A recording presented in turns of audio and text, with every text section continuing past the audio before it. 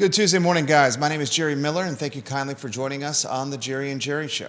It's a pleasure to connect with you guys through the I Love CVille Network on a show that spotlights a Virginia Sports Hall of Famer that is a household name, Jerry Hootie Ratcliffe, the namesake of JerryRatcliffe.com. Today's program is loaded with content. The athletic director at the University of Virginia, Carla Williams, has signed a discreet, is that how I would say it, under the radar, clandestine, on the DL, 5-year contract extension. I mean, we got arguably one of the top 5 most prominent employees at the University of Virginia signing an extension that could be worth north of $1,700,000 a year, and done with, to say little fanfare would be an understatement, done completely in the proverbial hidden back room with few people knowing. It took a Freedom of Information Act request from Chris Graham and David Teal for this news to break. We'll talk about that today, including the role of Jim Ryan in the fanfare or lack thereof with this contract, including now Carla Williams' role in hiring the men's basketball coach and potentially a football coach should Tony Elliott struggle this year. Viewers and listeners, let us know your thoughts. What'd you make of the Carla Williams extension? We'll talk about that today. We'll talk the Boston College Eagles at the John Paul Jones Arena. The Wahoo's an 8.5-point favorite, depending on where you shop. And we'll talk news, notes, and noise with Virginia football. Judah Wickower, studio camera, two-shot, the star of our show, Hootie Ratcliffe on the program. I start with the scatter shooting question. Anywhere you want to go, Hootie Ratcliffe, the show is yours. What's on that brain of yours? Well, I was just as surprised as everyone else, I guess, at the news this week. I think even Chris was surprised, even though he's one of the first to file the FOIA to gain that information. But Chris Graham, Augusta Free Press. Yeah, and he's been all over this story from the very start. But it's somewhat mind-boggling, your opening statement about how this was kept so quiet and under the radar. And most of the Virginia fan base was surprised, stunned, some upset, some happy. I'm sure there was a division there. Just checking out some of Chris's work, he mentioned that one of the Board of Visitors was even, and it's the only one we know of who's spoken about it, was surprised. And supposedly he said his phone is lighting up because of the backlash. But I know who that BOV member is, but I'm not going to reveal him. But it's just a bizarre situation where I've always felt like it was difficult to get information from UVA more than most schools, but I mean this is just leaves you puzzled, I guess, why you would want to keep that so quiet. Why keep it quiet? When were we ever going to find out? Right. Because they weren't going to put out a press release about it, obviously, since it happened back about a month ago or over a month ago, and no press release. What's the theory with keeping it quiet? I can't. Whose call is it to keep it quiet? Well, I would think it would have to either be Jim Ryan's decision or Carla Williams' decision or agreement of both. But I'm confounded by why you would want to do that. I don't see a reason to. Again, I'm sure some of the fan base, and I know some of the fan base is upset because I've seen some of the backlash, but still, you put that out there, whether people are going to react negatively to it or not. Some say this goes with the Carla Williams personality of trying to be behind the scenes and kind of in the background with how she leads the athletic department and her role even with the CFP, the College Football Playoff Committee? Right. Do you buy that, Hootie Ratcliffe? And a follow-up question to that is the role of the athletic director not to be the department's biggest cheerleader? And as the department's biggest cheerleader, isn't part of your responsibility to be on the front line, interacting with the fan base and cheering on with the fans? Yeah, certainly. And that is her personality. She doesn't seek the limelight. There's no question about that. In fact, I think she shies away from it, which I don't think she should, being in her position. And you know, some people are that way. They don't want to be in the spotlight. They would rather cast it on their coaches or athletes. That's understandable, but still, you're the leader of that department, and I think you have to be more visible.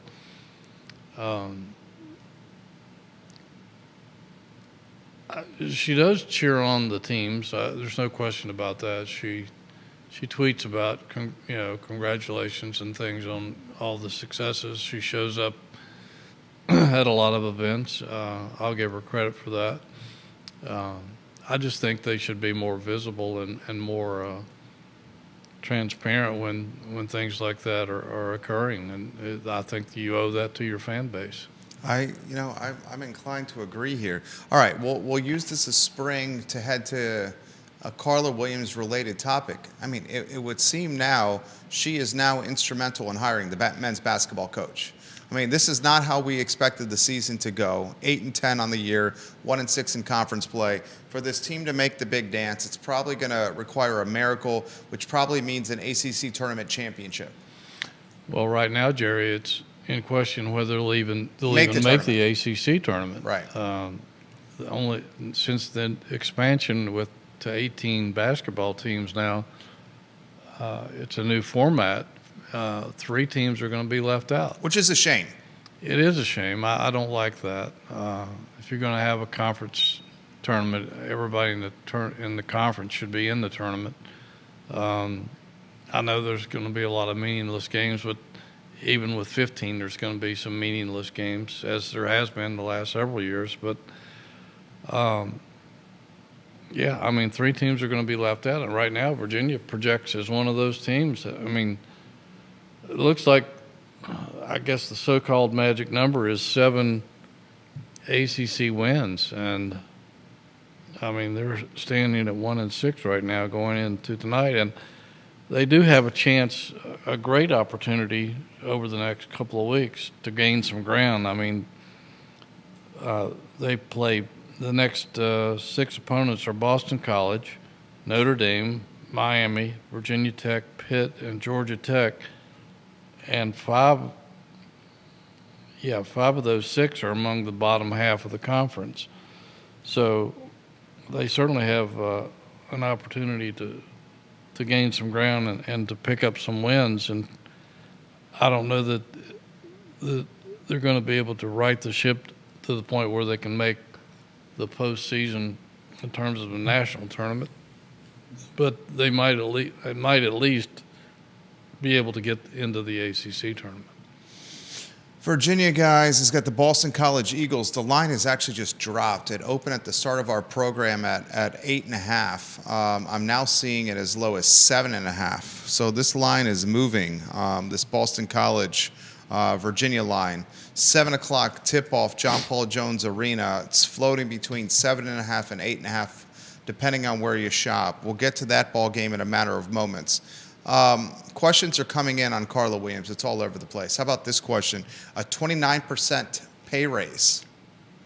Does Hootie Ratcliffe want to offer commentary on a 29% pay raise for an athletic department whose football team has got the least amount of wins of any top-level football program over the last 3 years? Well, I think a portion of that probably is just to get her up to par with other ADs in the conference. From what I understand, she was underpaid in terms of being an AD at a major school. The standard norm. Yeah. So I think that's probably one reason. I can see where fans would be thinking that it's unjustified in terms of what's happened with football. And what has recently happened with basketball. Those are your two breadwinners, and Virginia is certainly behind the eight ball in football. You would hope that basketball doesn't fall to that degree, but it's right now, unless they can get things turned around, we're looking at like the end of the Dave Lato era, and I don't know, some people out there may not remember that, but I do. And I mean, it was so miserable. There were times I didn't even want to go cover the games. It was so bad.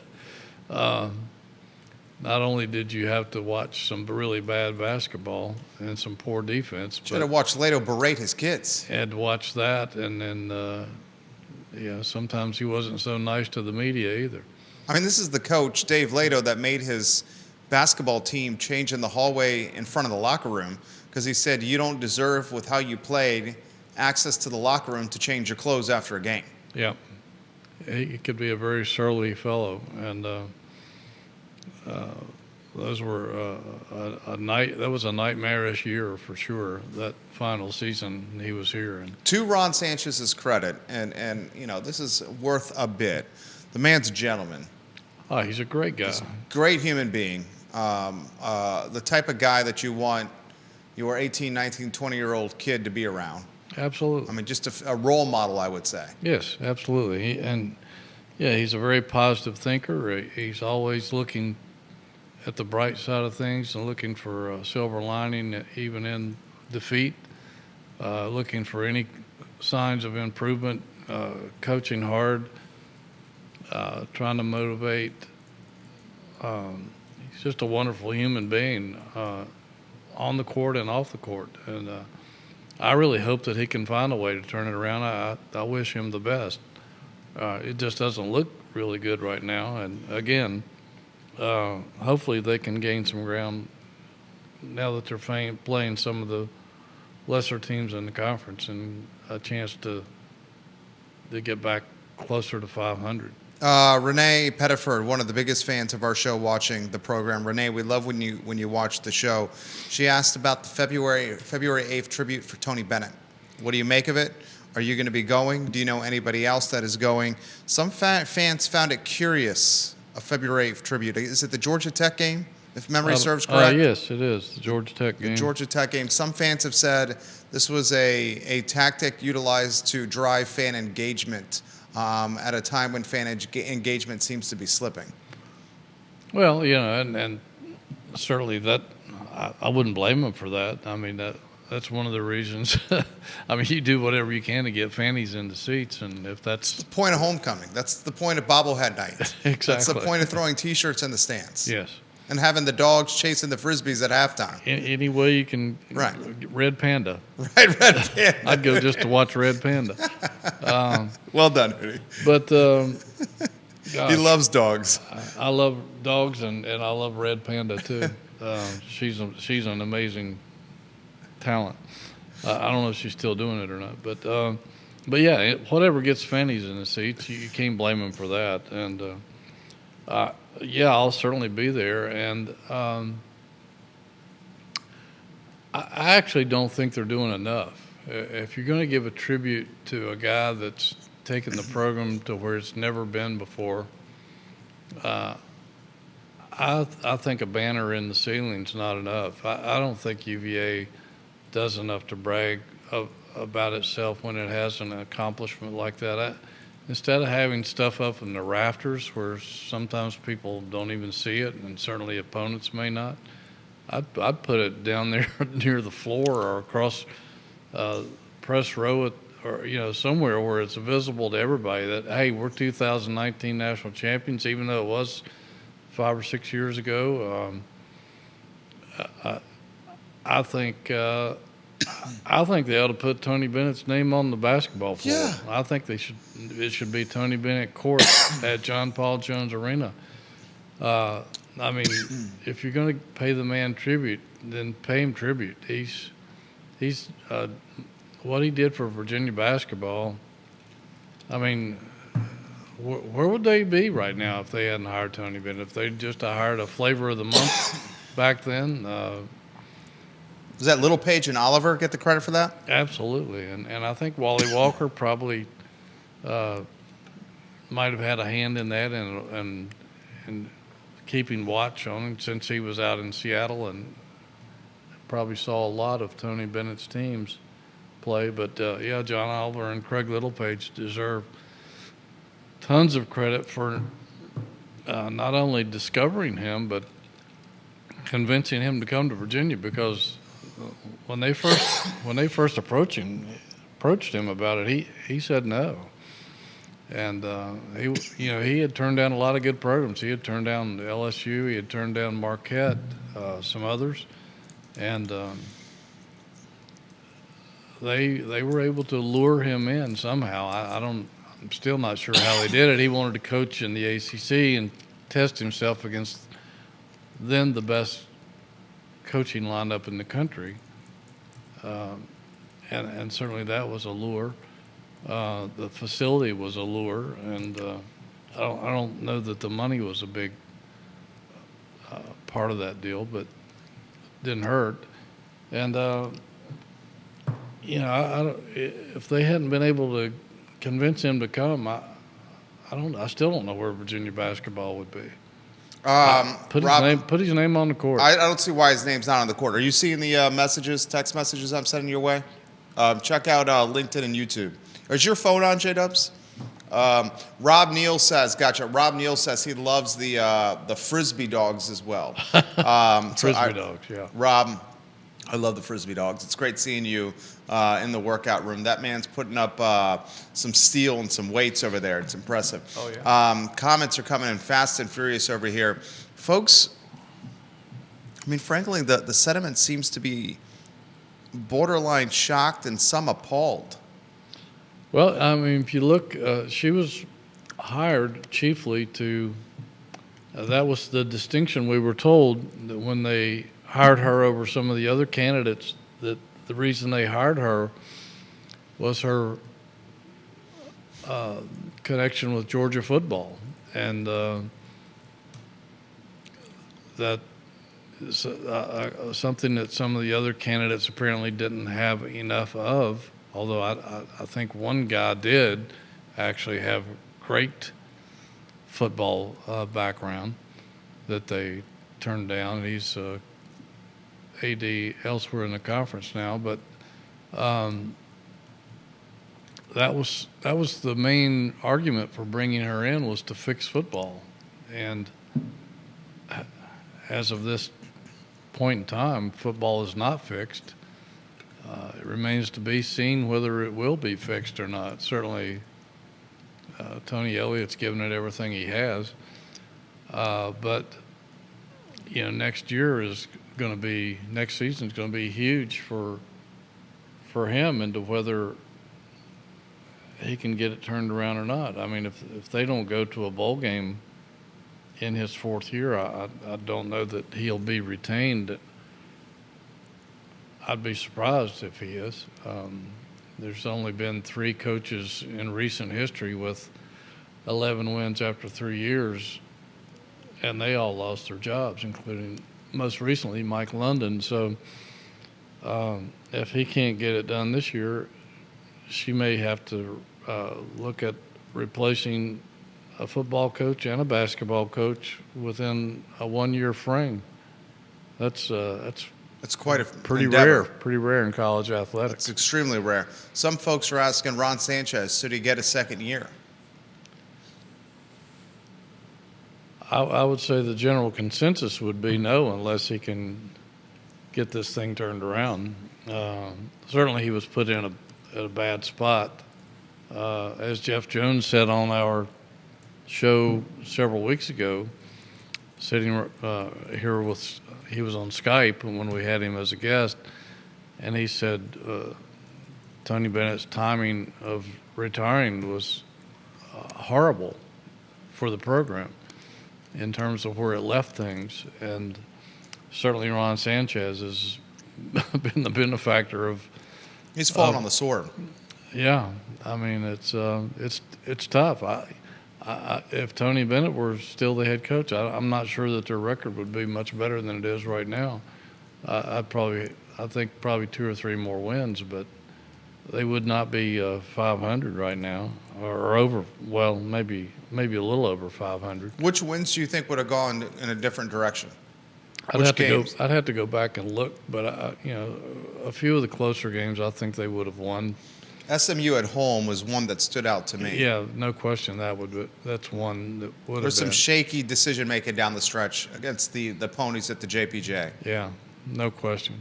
There were a couple others that they probably could have won. Probably none of those against the top 25 teams. Maybe the Memphis game, because they fell apart down the stretch there when they were pressed. Didn't do a very good job of handling that. I think Tony would have had them a little better prepared or been able to adjust to it. But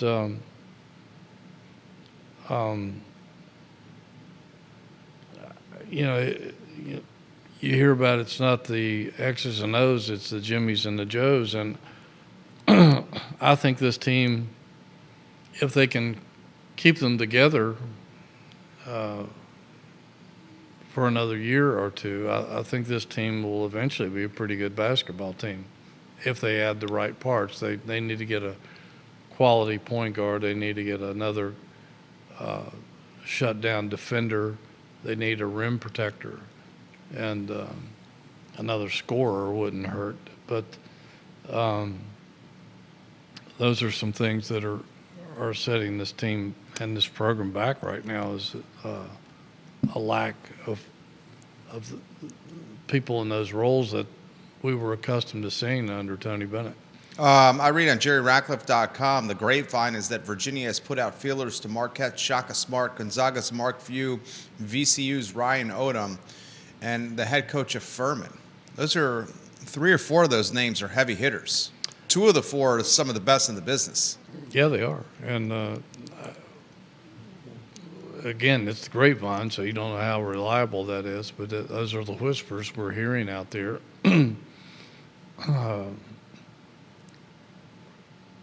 And before I forget, Ralph Sampson wants to be on the show next week to talk about where Virginia is right now. Love to have Ralph. Can we promo that he's going to be here? Yeah, I think so. He said lock it down. So big Ralph Sampson on the show next Tuesday. Yeah, Ralph's always a welcome guest. And the only guy that I've ever seen come out of our studio in downtown Charlottesville and legitimately stop traffic.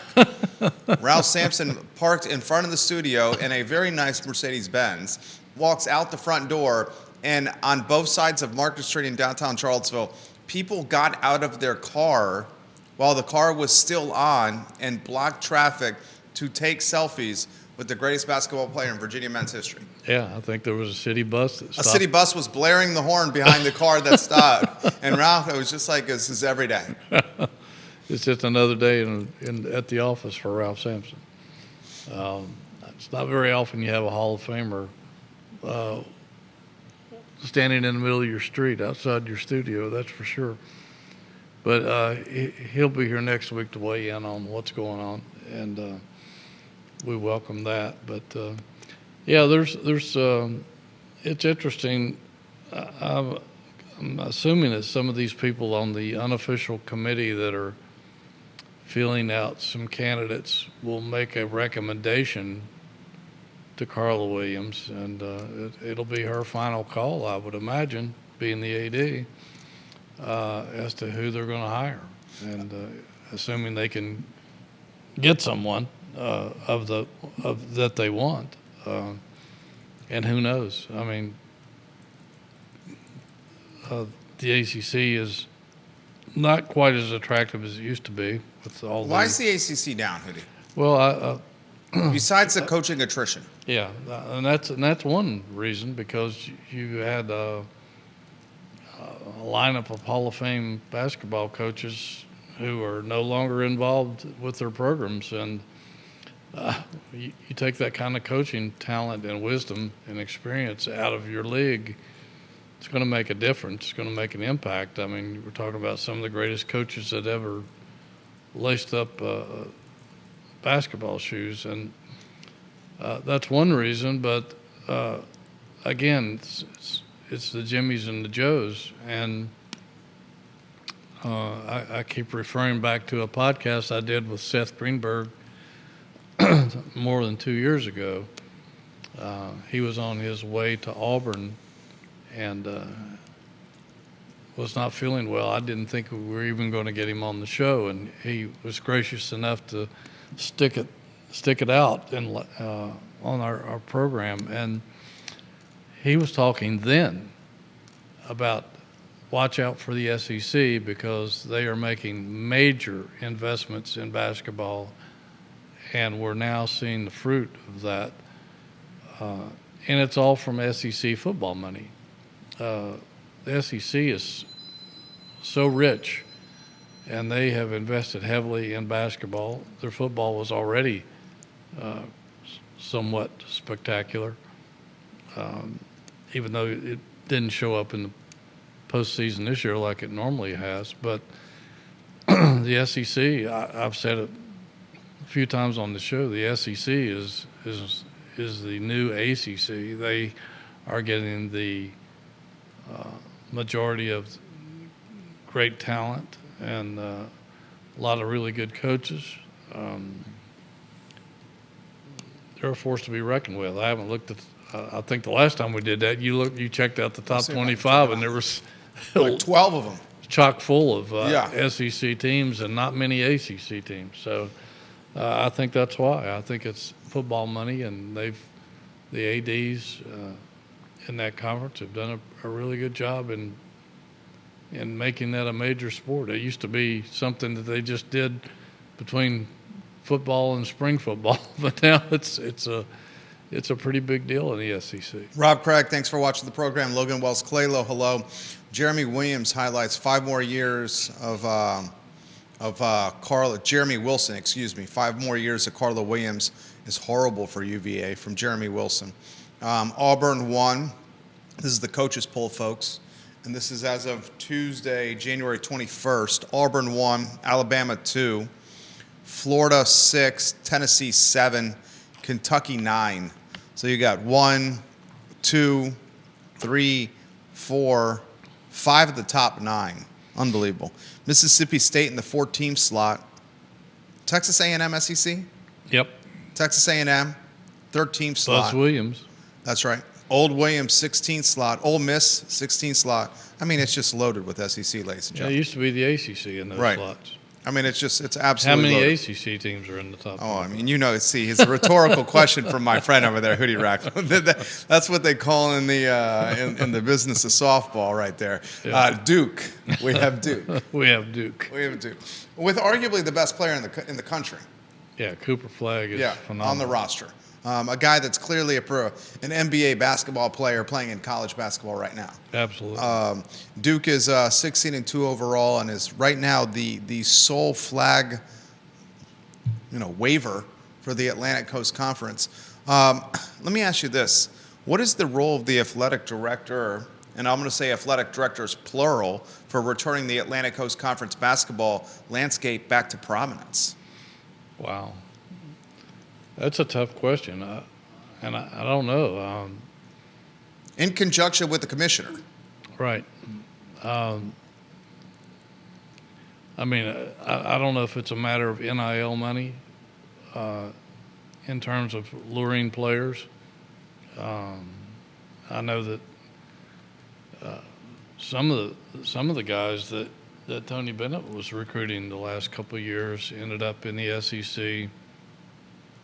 And a lot of people thought it was NIL money. That's when Virginia didn't seem to be willing to spend a lot, but I think that's changed. I don't know if that's the bottom line or not. Certainly, I think the ACC facilities are probably a little better. Coaching-wise, there's a lot of really good coaches in the SEC now. The ACC has lost some glitter there. I don't know. I don't know what the answer is. The SEC has an incredibly strong commissioner. I'm not sure the ACC can say that at this point. I don't know. ACC has their own network. So that shouldn't be a disadvantage. I really don't know what the solution to the problem is. I don't know if it's just money or if it goes beyond that. 9 of the Southeastern Conference in the top 25 right now, with a couple others in receiving votes. To Hootie's point. And Kevin Yancey, good morning. Waynesboro's finest, got a TV station and local radio station watching us right now. It's just not the Atlantic Coast Conference of yesteryear. And Everybody's rosters used to be loaded with NBA players. I mean, UNC and Duke would have a few. Miami was a perennial power with producing NBA talent. You'd get Clemson when a stretch where they had a handful of guys contending for Player of the Year and routinely drafted in the first round. Yeah. I mean, I look at the Virginia roster. Is there an NBA player on the Virginia roster? Probably right now. I would say probably not Probably now. not. I mean, your best athlete on that roster is probably Elijah Saunders, and he can stroke it, but let's cut to the chase. He's a tweener. What's his position? Yeah. He does not have the height to play the 3 or the 4, and I'm not sure he's enough of a scorer shooter to play the 2 in the NBA. Right. Or have the handles. Yeah. So, I mean, what is Elijah's position? I would think he'd be a small forward, but At what, 6'4", 6'5", with broad shoulders? yeah. And McNeely, and I love Isaac. I love Isaac, but he's proven, and it's even painful for me to say this, Hootie. There are times where he's proven to be a little bit of a liability, because when Isaac McNeely is not scoring the basketball and knocking down the 3 ball and stretching defenses, if he's run off that line, defensively there are times where he's looked shaky. And that's tough to say. Yeah, I love Isaac McNeely as well, but it's tough, and when people gang up on him, it's tough because he can't create his own shot like a lot of 3-point shooters can't. He's a catch and shoot guy and brilliant at doing so, but if he's smothered, there's not much he can do. Is this the point of the season? Are we there yet? We may not be there yet, where you start playing the Sharmas and the Kofis and the Robinsons in a way to build inroads with them, to encourage them from hitting the transfer portal? From what I can tell, and this is just a man with a microphone, I'd say Day-Day Ames is going to be seduced by the transfer portal here. I'd say Isaac McNeely would be one of the most coveted 2 guards in college basketball. I mean, if you put a McNeely with a point guard that can score and a guy that can actually command the ball in the post with offensive acumen, McNeely could just stand behind the line, catch and shoot from downtown, and have 8 to 10 open 3-pointers a game, and he would be unbelievable in that role. Well, we saw that when he had Kihei Clark. Right. He would be unbelievable in that role. I see a lot of guys here that are going to be seduced by the portal, especially if big money's thrown their way. That's possibly so, but I think it may be time to give some of these guys a little more court time. I've been very impressed with Sharma off the bench, and he started one game, but I think he can add some scoring punch to a team that desperately needs it. And Robinson has been he's been a pretty physical guy lately. I think he's getting a little bit better, and I've been blown away by Kofi all season long. I think if we're talking about somebody with NBA potential down the road, I think he could be that guy. So yeah, I think all 3 of those guys probably, it wouldn't hurt to give them a little more playing time, and especially with some winnable games coming up,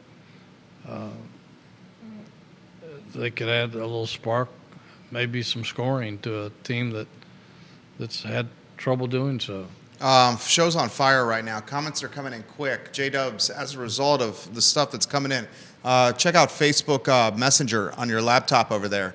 so you can help facilitate some of this discussion. Hugh Haynes, hello, welcome to the program. James Watson, the UVA graduate, is watching the show. With approximately 5 female athletic directors across 5 major conferences, I find it difficult not to believe that there are a lot of men who complain about Miss Williams unfairly. UVA continues to achieve in baseball, swimming, lacrosse, women's volleyball. UVA was only decent in the 90s. UVA basketball would be nowhere without Tony Bennett. Give these coaches and AD some support. Respect the comment. I would respectfully push back. Carla Williams did not hire Tony Bennett. No. In some ways, Carla Williams ran off Bronco Mendenhall. And these are facts here. Precisely. She hired Tony Elliott. Tony Elliott, the football coach, has got the least amount of wins over the last 3 years in college football, folks. I understand she's a great fundraiser, and I understand the non-revenue sports are doing well, but it's football and basketball that drives the revenue and drives fan base interest.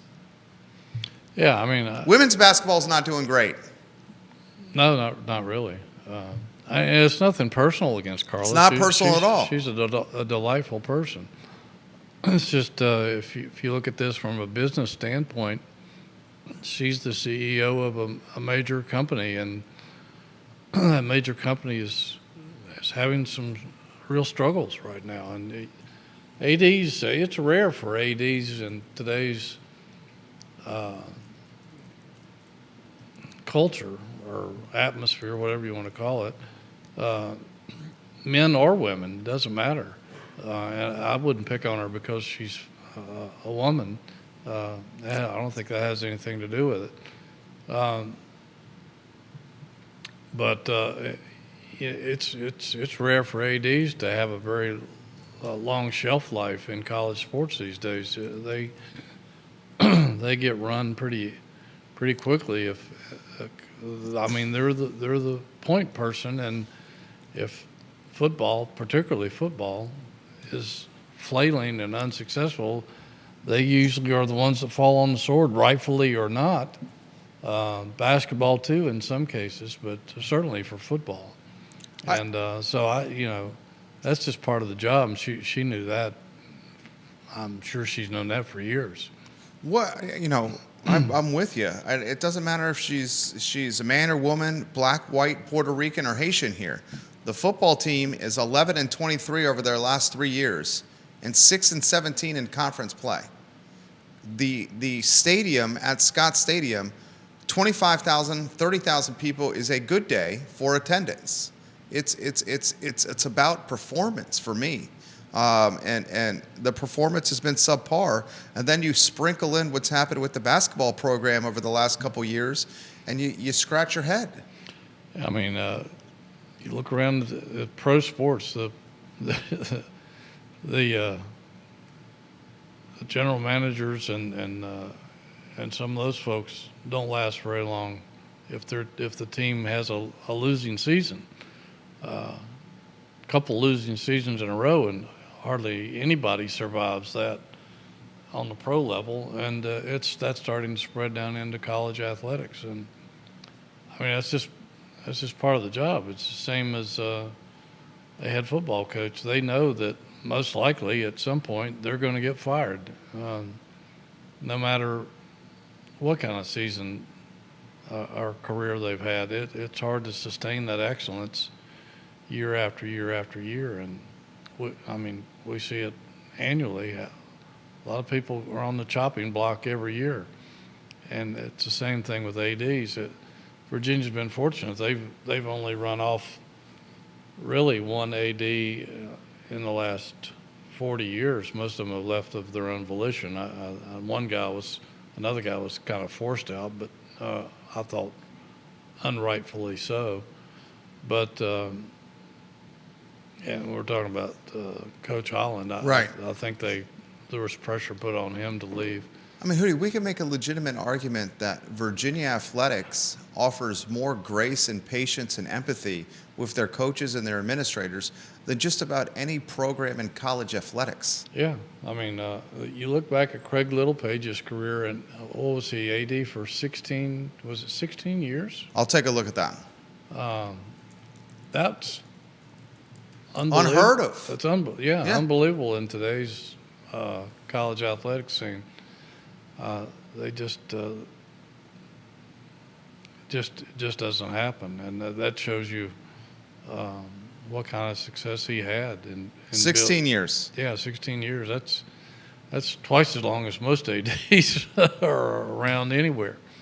It's an unbelievable ride he had. And Vanessa Parkhill responds to James Watson's comment. Vanessa Parkhill says, James Watson, counterpoint to your comment. If Carla Williams were a man, would she be getting more heat giving the performance of the two biggest programs? AD manages the programs, period. So she's pushing back on what James said. That's a very good point she makes. Yeah. James then says, 3 guys lost their lives on the football team, and basketball lost one of the greatest UVA coaches of all time. And when did UVA put together 3 decent football seasons since Welsh or before? Well, Bronco had 3 pretty decent seasons, and they were bowl eligible almost every year of his career, if I recall. They didn't go because of COVID a couple of times. Bronco had a run of 8-5, 9-5, and 5-5. That's 3 pretty good years right there. And then he finished at 6-6. Yeah, and they were bowl eligible all 4 of those years. That's just a fact. I understand the frustration from the fan base. I will say this. If folks think the heat is hot now on the AD and the athletic department, watch what happens if the football team struggles. Yeah, I mean, if they don't finish at least 6-6 next year, it could get really ugly. It could get really ugly, and it's a football team that is loaded with talent. So it's not going to be a talent issue. The issue with this football team is, can you assimilate that talent with 0 experience within the program? Yeah, I mean, they really don't have any more excuses. They've done well in the transfer portal. They've got some pretty good players coming back.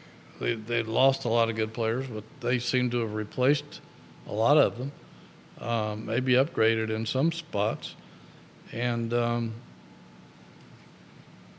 they have the football facility well under that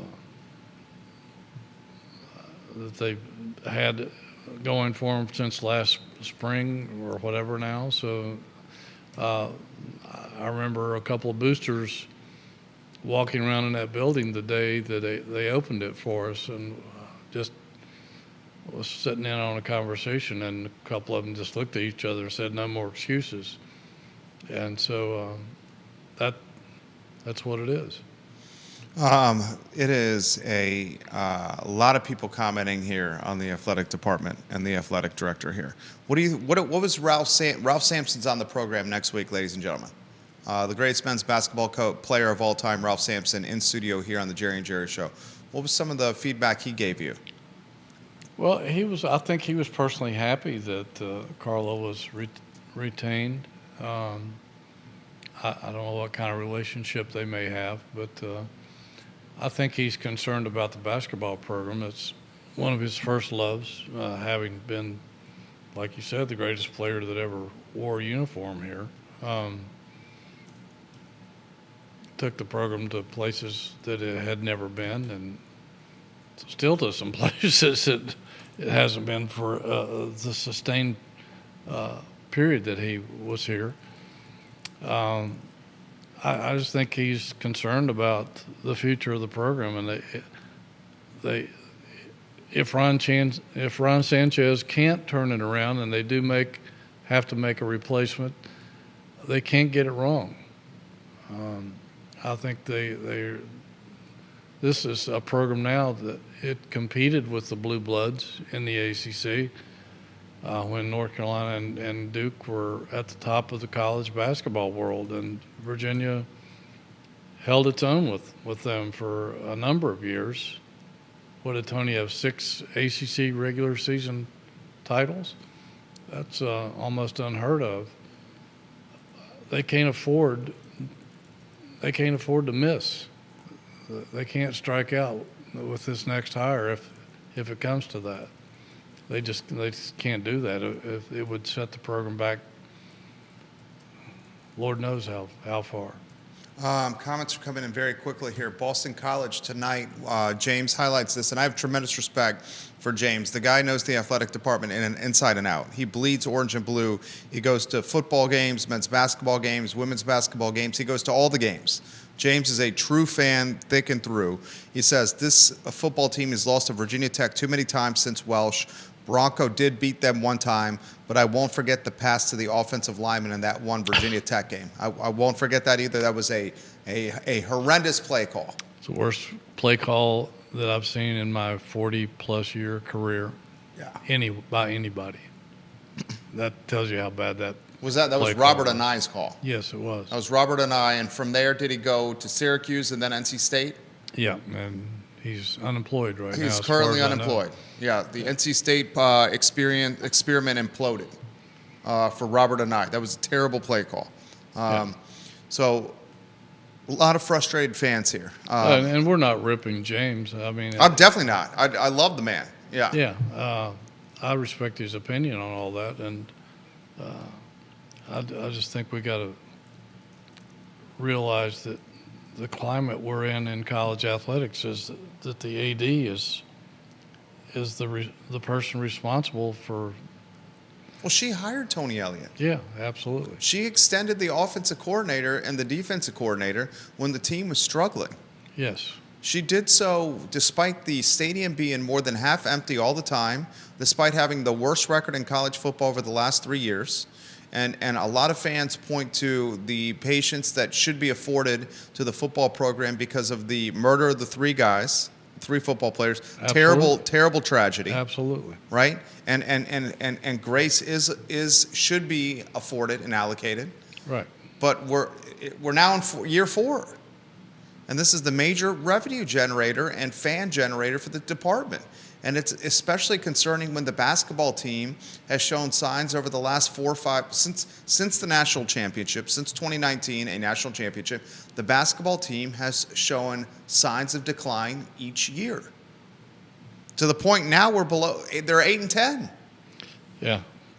And it's, I guess everybody knew that was a possibility coming in. I thought this team would be better. Me too.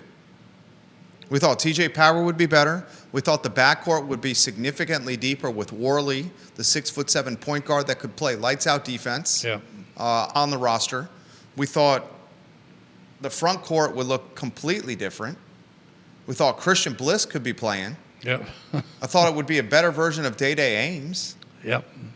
I mean, it's. I don't know if it was a miss on the transfer portal, but there is not a guy on this team that is a scary offensive threat. Not under the current circumstances, it's not, because again, McNeely could be that guy, but when he's the only one who's a lethal weapon and the other teams are taking that away from you, then it takes away his effectiveness. But yeah, I really thought this team would be better. I thought they would be top 6 in the league, and it just hasn't panned out that way. Of course, we didn't know that Tony Bennett was going to be gone either when we made those predictions. And you just don't lose a Hall of Fame coach and expect things to run as smoothly as they would otherwise. Rob Craig, Coach Bennett dominated home and away North Carolina. That's absolutely amazing. Rob Craig sits. Is it press? I mean, Rob Craig is running. Is it the clock at the men's basketball games? I think so. Yeah. Is it Rob? Are you running the clock, the shot clock, the game clock? Let us know what you're running over there. And James says, I'm not causing an argument or anything, but how does the basketball team performance reflect on the athletic director for this particular season? Well, I other than the fact that she's the head of the department, it doesn't. I mean, she doesn't coach the team, obviously, and she was put in a tough spot with the timing of, I mean, she couldn't hire another coach at that point. It was too late in the season, so her hands were tied with that. So yeah, I don't blame her for that. But she's the head of the department, and that's just the way it is. I mean, there's probably a lot of GMs in the NFL right now are going to be looking for jobs because they didn't coach the team, but somebody's got to go. I mean, that's like saying That's just the way it is. That's like saying if the economy's down, why should that be put on the president's shoulders? Or if a football program like Seattle had significant injuries and guys on IR, how's that the fault of the coaching team, the coaching staff, or the general manager? It just is. It's just the way. It's just the way it goes. It comes with the nature of $1.4 million in annual compensation, up to $1.7 million in potential earning with bonus structure. It's not a fair. Life ain't fair. Certainly not when you're making that kind of money. But that's why you make that kind of money. Yeah, there are expectations. Right. Bill McChesney watching the program. Show's on fire right now. Let's go to Mark Brown. Why did Carla get a 29% raise? Who do you answer that early in the show? It's to bring the athletic director up to compensation standards in the Atlantic Coast Conference. He also says, how much of a say will she have on the new basketball coach? And Philip has a segue to that. Will Ralph and Barry Parkhill and Wally Walker and some of the others guys help hire a new basketball coach? Well, she will hire the new basketball coach. She's the AD. She has the final call, I believe, on that. Certainly they had to get approval by the BOV and president, but I would think they would take her recommendation. I would imagine she's seeking input from some of these former guys who have a good ear on the game and very watchful as to what's going on in college basketball out there. Some people even beyond that, from what I understand, are on the lookout and maybe making some contacts with people, feeling out people. They may give her a stronger recommendation, and she may have asked them to help out in a potential search, because if things don't change, I can't imagine that they're going to keep the current coach. He's interim for a reason, and regardless of how great a guy is, if they can't turn it around and they fail to make the ACC tournament, I can't see them staying status quo. It's just the way. It's just too much on the line. Rob highlights his position at the games. He is the media timeout coordinator, shot clock, game clock, scoreboard manager, depending on what is needed. He rotates wherever he is needed. He's a diehard UVA fan. He follows it closely, Rob. We appreciate when you watch the show. It's an important job. Absolutely. Wahoo89 on YouTube from Tennessee. Do we have any shot at getting Chance Mallory to recommit? That's the St. Anne's Belfield Academy, the Charlottesville product, who decommitted after the Tony Bennett news. And chitter chatter has him considering Maryland. I haven't kept up with Chance much after he decommitted. Imagine that should they make a coaching change, or even if they don't, I imagine Ron and Jason and some of those guys are still trying to court him. And if they do make a coaching change, I would think the new head coach would certainly go after him and try to convince him to stay home.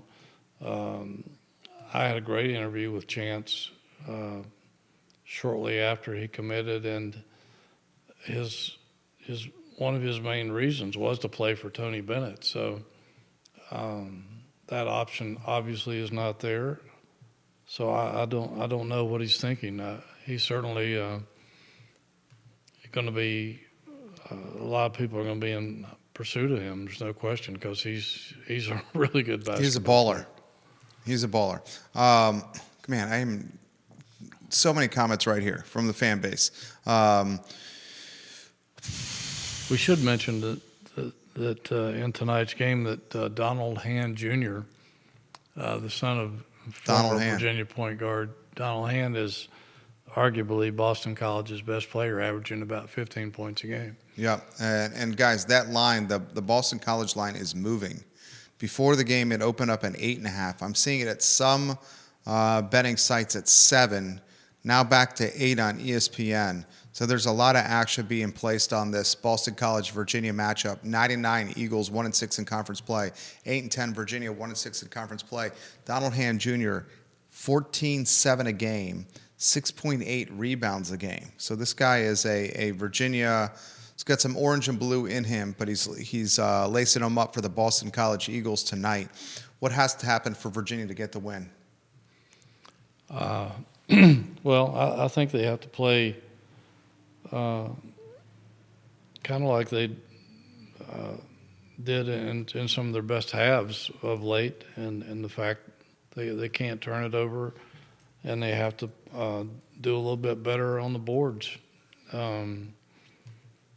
And play better defense. Their defense has not been very good of late. It's hard to explain, other than the fact that it's the pack line, and a lot of these players had never played any pack line before they got here. It takes time to get that down, but they've got to play some pretty solid defense and try not to turn the ball over, protect the ball, and.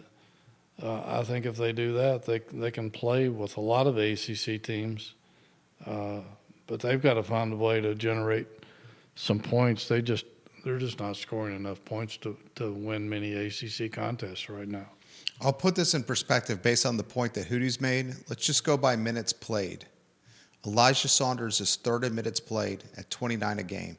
Andrew Rohde is barely in his second season. He's second in minutes played at 30 a game. Day-Day Ames, fourth in minutes played. He's half a season in. Jacob Kofi, a first year, half a season in. Blake Buchanan, a season and a half. Yep. Sharma, half a season in. TJ Power, half a season in. You wonder why this team is struggling with the pack line. The large portion of the minutes that are being played this year are being played by guys that have less than 2 years in the program. And I will ask the fan base this question. What is Virginia basketball's identity this year? Historically, the identity has been hold you under 60 a game, hold you under 55 a game, under 50 a game, milk the clock, control possessions, high percentage shots, shoot with single digits left on the shot clock. What is the identity for this team? It's hard to pinpoint a brand for Virginia basketball this year. And I'll tell you, this is they're all critically important from here on out. I mean, when you're 1-6 in conference play, and the last 3 teams in the ACC do not make the tournament, everything has to be won, right? Yeah, absolutely. And again, the next 6 games are absolutely winnable against the bottom half of the league. So they have a chance to get well. But you're right, this team really doesn't have an identity, and that's the first time you can say that in 15 years. Virginia's 1-6. The Hurricanes are 0-7. Both of them had coaching changes, and both of them are dead last in the conference. Think about that, folks. Segue to football. News and notes. Anything you want to highlight from the football team? Things are kind of slowed down there for the time being, so I don't think we'll hear much about that until later on. I just don't see a lot of movement there now that the flurry of the transfer portal is slowed down at this point. But I don't think we'll see a whole lot of news out of football for a few weeks. This football team has got, I can't believe I'm saying this, what are we, a handful of 5 weeks away? 6 weeks away from the spring game? Nah, probably about 8 or 9 weeks away from the spring game. Yeah, it's usually around the third week in April. Third week of April, so maybe longer than that. So maybe that'll be the next buzz we hear from Virginia football with the spring game. Hootie Ratcliffe, some keys to the game and some closing thoughts for Virginia against the Eagles. Well, again, I think it's got to be about the defense. They haven't played very good defense of late, and they have for a while there. They were doing a pretty good job of not turning the ball over until the second half of Louisville last Saturday, and they turned it over a lot, and it turned into a blowout. And Louisville's a really good team. Yeah, Louisville has, and that just showed.